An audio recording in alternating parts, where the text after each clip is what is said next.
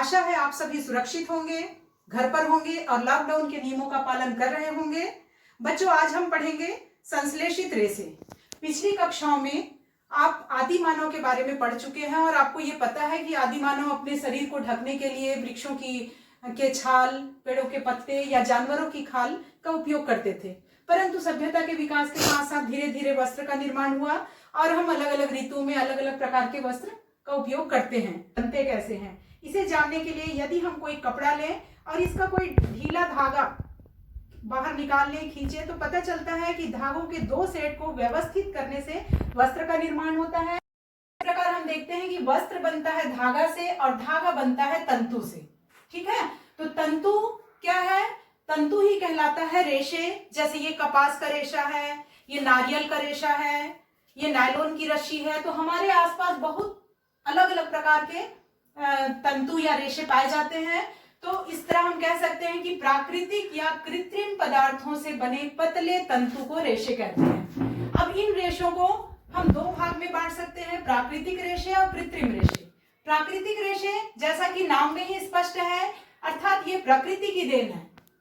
जैसे प्रकृति के अंतर्गत पौधे और जंतु, तो पौधों से प्राप्त रेशे को पादप रेशे कहते हैं और जंतु से प्राप्त रेशे को जंतु रेशे कहते हैं।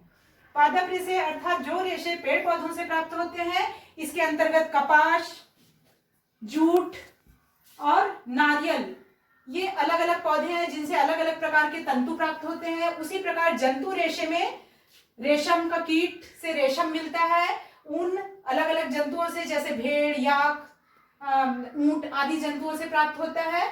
तो ये रेशे कहलाते हैं प्राकृतिक रेशे। पुराने समय में लगभग प्राकृतिक रेशे का ही मनुष्य उपयोग करता था। पिछले 100 सालों से ही कृत्रिम या संश्लेषित रेशे का निर्माण प्रारंभ हुआ है। इसके पूर्व जो रेशे हम उपयोग करते थे वो प्राकृतिक ही थे। तो कृत्रिम रेशे को ही कहा जाता है संश्लेषित रेशे या मानव निर्मित रेशे। कृत्रिम रेशे में सबसे पहले रेयान। रेयान एक तरह का कृत्रिम रेशम है। रेशम चूंकि महंगा तंतु है, इसके बने वस्त्र अधिक महंगे होते हैं, तो कृत्रिम रूप से जो रेशम बनाया गया उसे रेयान कहा जाता है। और रेयान को बनाने के लिए काष्ठ लुगदी का उपयोग होता है। काष्ठ लुगदी माने लकड़ी के गुदे। और चूंकि ये पौधों का ही उत्पाद है, अर्थात हम इसको पूरी तरह कृत्रिम नहीं कह सकते, लेकिन उन काष्ठ लुगदी में रासायनिक पदार्थों के उपयोग से, उसके उपचार से रेयान का निर्माण होता है। पर रेयान को संश्लेषित रेशे के अंतर्गत ही रखा गया है, क्योंकि काष्ठ लुगदी में संश्लेषण के पश्चात रेयान का निर्माण होता है। नायलॉन, नायलॉन प्रथम रूप से पूर्ण रूप से संश्लेषित रेशा है और इसका नाम नायलॉन पड़ने का कारण भी है क्योंकि ये सर्वप्रथम न्यूयॉर्क और लंदन के बाजार में देखा गया था, पाया गया था 1931 में। अर्थात संश्लेषित रेशे पिछले 100 वर्षों से ही इसका उपयोग हो रहा है। इसके पहले मनुष्य केवल प्राकृतिक रेशे का ही उपयोग करता था। 1931 में नायलॉन के रेशे बने और ये इसका जो गुणधर्म, जैसे कि ये नायलॉन की रस्सी है और आप सभी को पता है कि बहुत मजबूत, हल्का, प्रत्यास्थ माने इलेस्टिसिटी का भी इसमें गुण होता है, साथ ही अधिक चमकीला भी होता है और मजबूती के कारण ही इसका कई उपयोग भी होता है। जैसे पैरासूट की रस्सियां बनाने में भी है। पॉलिस्टर, पॉलिस्टर अर्थात एस्टर का बहुलक है ये। और पॉलिस्टर के अंतर्गत टेरिलिन सबसे महत्वपूर्ण पॉलिस्टर है। इसी तरह पॉलीवूल होता है, जो पॉलिस्टर में ऊन को मिलाकर पॉलीवूल बनता है। पॉलिस्टर में सूती धागा मिलाकर पॉलीकट बनाया जाता है। और पॉलिस्टर से बने कपड़ों में सलवटें नहीं पड़ती और ये आसानी से धुल जाते हैं, अर्थात इसके रख रखाव में आसानी होती है।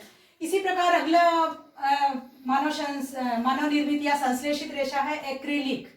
एक्रिलिक का अर्थ है ये एक तरह का कृत्रिम ऊन है।